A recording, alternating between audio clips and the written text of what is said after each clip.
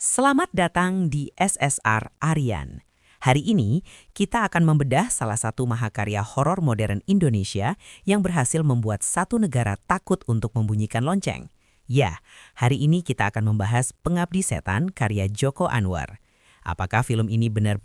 Beberapa penghuni menyadari lift bergerak walau listrik mati, indikator lantai menyala samar, pintu terbuka dan tertutup sendiri.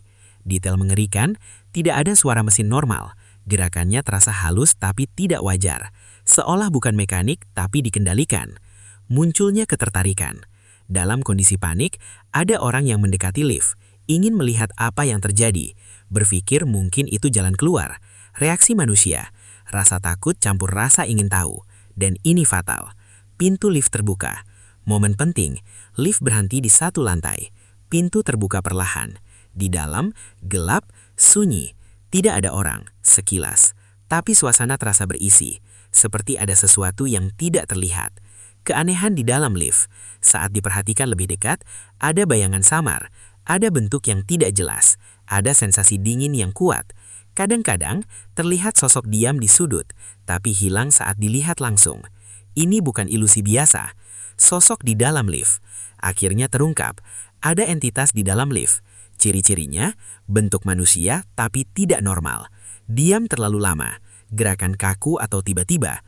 Beberapa kemungkinan, mayat, sosok ibu, atau korban sebelumnya. Lift jadi tempat berkumpulnya yang tidak hidup. Korban pertama. 7. Korban pertama. Saat seseorang masuk ke lift atau terlalu dekat, serangan terjadi. Bentuknya cepat dan brutal. Tidak selalu terlihat jelas, tapi hasilnya fatal. Korban hilang atau ditemukan dalam kondisi mengenaskan. Ini momen penonton sadar, ini bukan sekadar gangguan. 8. Suara dari dalam lift. Setelah kejadian, terdengar ketukan dari dalam. Suara seperti orang meminta tolong, kadang jeritan pelan. Yang mengerikan, tidak jelas apakah itu manusia atau bukan. 9. Pola berulang.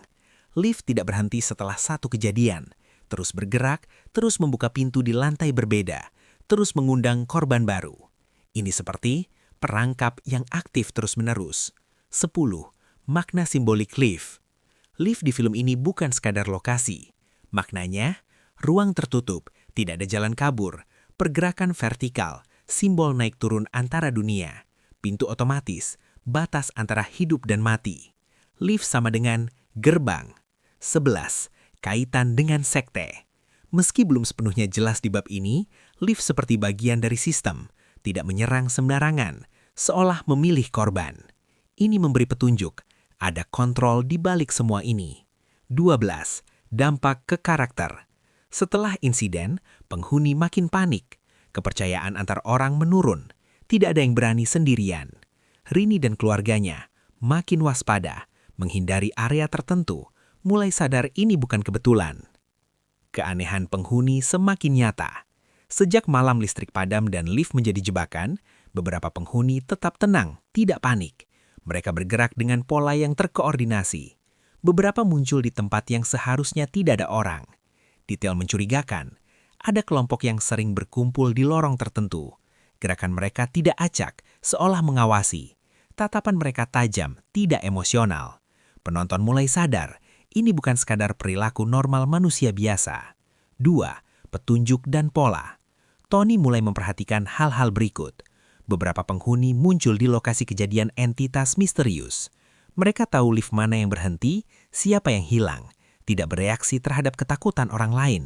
Hal ini memberi petunjuk, ada pengetahuan khusus. Mereka mungkin bagian dari kelompok yang terorganisir. 3. Rini mulai menyadari. Rini melihat pola. Sosok-sosok ini muncul saat teror mencapai puncak. Mereka kadang berinteraksi satu sama lain tanpa berbicara. Ada ritual diam yang dilakukan di lorong atau ruang tertentu. Detail kecil tapi penting. Rini memperhatikan gerakan tangan dan posisi tubuh mereka. Ada simbol atau tanda kecil di pakaian atau gelang. Sekali melihat, terasa ada maksud tersembunyi. Kesadaran Rini, ini bukan sekadar rusun berhantu. Ini ada manusia di balik kekacauan. 4. Konfrontasi pertama. Momen kritis. Rini dan Tony mencoba menghadapi salah satu penghuni mencurigakan. Saat ditanya atau didekati, penghuni tersebut tidak menunjukkan emosi, malah menatap dingin. Ada aura mengintimidasi, seolah mereka tahu lebih dari Rini. Makna adegan, sekte mulai memperlihatkan kontrol mereka. Tidak lagi misteri hanya berupa hantu, tapi juga manusia yang berbahaya. 5. Hubungan dengan masa lalu. Ada petunjuk bahwa sekte ini sudah ada sejak masa ibu mereka. Mereka tahu tentang keluarga Rini. Beberapa penghuni tampak mengawasi keturunan ibu. Detail menegangkan, Tony menemukan catatan lama yang menyebutkan anggota keluarga yang harus ditagih. Beberapa simbol di gedung serupa dengan tanda di rumah lama mereka. Penonton mulai menyadari, ancaman ini tidak acak, keluarga Rini menjadi target khusus. 6. Perilaku sekte. Ciri khas anggota sekte di bab ini, tenang di tengah kaos, selalu muncul di tempat yang sama saat teror terjadi, menggerakkan korban atau entitas dengan koordinasi, berbicara dengan bahasa isyarat atau mantra samar, efek ke penonton, meningkatkan ketegangan, membuat rasa aman lenyap, memperlihatkan horor manusiawi selain horor supranatural. 7. Suasana lorong menjadi teror. Lorong gelap, lampu masih berkedip, bayangan anggota sekte terlihat bergerak cepat. Sesekali terdengar bisikan, kadang mantra pendek. Detail visual, kamera menyorot dari belakang sekte, jadi memberi efek intimidasi. Bayangan panjang di lorong menambah kesan menguasai. 8. Dampak ke karakter. Rini mulai tidak percaya orang lain bisa dipercaya. Tony menjadi lebih logis, tapi juga paranoid. Bondi mulai ketakutan dan mudah panik. Ayah terlihat semakin tertekan. Akibat bab ini, keluarga mulai sadar bahwa mereka benar-benar dikepung oleh musuh hidup, bukan hanya hantu. 1. Transisi ke ritual. Sejak awal malam, gedung menjadi semakin gelap. Lorong-lorong tampak panjang dan berulang. Suara-suara samar, bisikan dan ketukan semakin keras. Lift dan ruang sempit, seperti jalan menuju pusat ritual. Rini menyadari pola. Sosok ibu di film pertama atau manifestasinya muncul kembali, tapi kini lebih jelas sebagai entitas supranatural yang mengawasi ritual. Sekte mengarahkan korban menuju titik pusat gedung. 2. Sekte bersatu. Anggota sekte muncul secara terkoordinasi. Mereka sudah berada di lorong-lorong utama, berpakaian seragam atau memiliki tanda khusus, simbol di tangan atau gelang. Gerakan mereka seperti ritual diam, tangan dan tubuh membentuk simbol tertentu.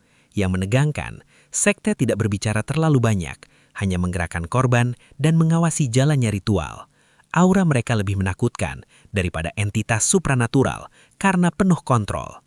3. Lokasi pusat ritual. Pusat ritual berada di lantai atas atau ruang yang luas di gedung. Ada altar atau simbol besar di lantai. Cahaya lilin menyebar di sekeliling, menciptakan bayangan besar. Visual, bayangan bergerak menyesuaikan gerakan sekte. Musik horor, suara mantra samar dan desahan entitas menambah ketegangan. Korban terlihat ditarik secara halus tapi pasti menuju altar. 4. Proses pengorbanan. Ritual dimulai dengan mengisolasi korban, termasuk keluarga Rini. Membuat korban panik sehingga energi atau emosi mereka diperkuat. Entitas atau kekuatan supranatural menampakkan diri untuk menakuti lebih jauh. Detail menegangkan. Beberapa korban tersedot energi atau terhenti, seolah hidup tapi terkunci di tempat. Bayangan ibu berinteraksi dengan sekte, memberi kesan ritual bersifat kolaborasi manusia plus supranatural. 5. Peran keluarga Rini. Rini dan Tony menjadi fokus utama karena garis keturunan ibu mereka. Sekte melakukan ritual khusus pada keturunan keluarga. Beberapa adegan menampilkan Rini mencoba menahan atau melawan, tetapi kekuatan sekte dan entitas jauh lebih besar. Makna simbolik, ritual bukan hanya pengorbanan fisik, tapi juga pengendalian garis keturunan, menjaga perjanjian iblis yang dimulai di film pertama. 6.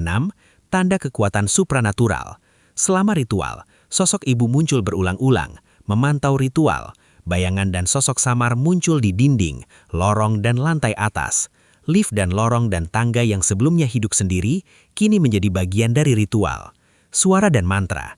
Sekte melafalkan mantra samar, kadang hanya satu kata. Suara entitas dan mantra bercampur dengan musik horor, menciptakan ketegangan puncak.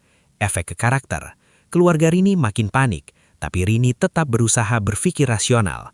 Tony mencoba menemukan titik lemah sekte atau jalur keluar. Konfrontasi akhir dengan sekte. Sekte mulai menghilangkan kontrol saat Rini dan Tony mulai melawan, menggunakan akal dan keberanian mereka untuk memanfaatkan kekacauan gedung. Menyadari pola dan kelemahan ritual, beberapa anggota sekte tersingkir atau tersiat oleh kekuatan entitas sendiri.